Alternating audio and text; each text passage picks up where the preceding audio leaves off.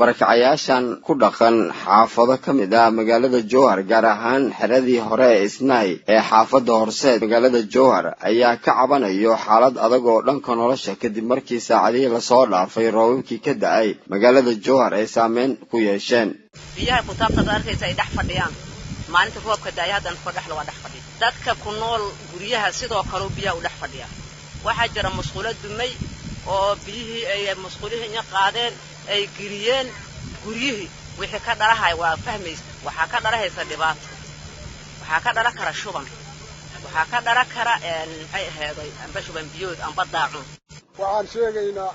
aan la kulannay maalin maha oo roobki bilowday ilaa hadda waqti la joogo waxaan ku dhex jirnaa baxar biyo ah ku dhex jirnaa annagoo markaas dad barakaca ah kuna tabaaleysan dhibaato aad iyo aad u weyn dhibaatada meeshaan ka muuqato oo ishana lagu arkaayo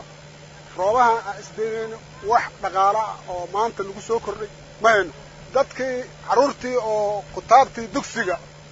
waxay dhex fadhisaa biyo meel aan u qaadnana ma hayno gudoomiyaha xaafada Horseed ee magaalada Jowhar Cabdi Xaamud Xasan ugu baaqay maamulka gobolka hay'adaha iyo maamulka Hirshabelle inay gacan weyn ka geystaan sidii gurmad loogu fidi lahaa dadkan saameynta ku yeeshay roobabkii ugu dambeeyay ka da'ay magaalada Jowhar xilli hooy la'aan ay halkaasi ku haysato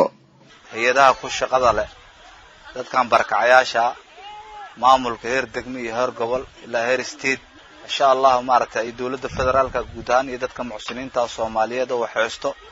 dadkan walaalahooda wayna arkayaan ilaahayna wuxuu yiraahdaa isu gargaartiina idin gargaara marka cid walba kaalmo ka geysan karto waa looga baahan yahay barakacayaashan ayaa waxay yihiin kuwa ka soo barakacay dagaalo hore ugu dhacay deegaano ka tirsan bariga magaalada Jowhar